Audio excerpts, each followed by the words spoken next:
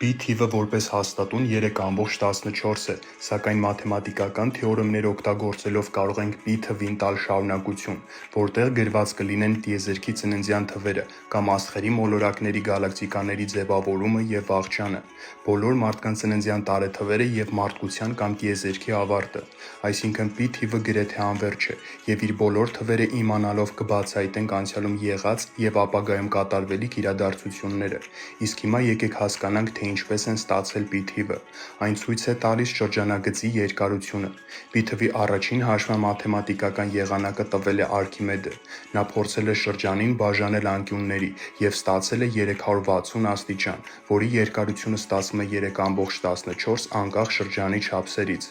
այդ կերպ հասկանում են Արեգակի, մոլորակների, աստղերի չափսերը, նախքան Արքիմեդի բացահայտումը բաբելոնացիները նկատել էին, որ վեցանկյունը կարող է տեղավորվել շրջանակի մեջ,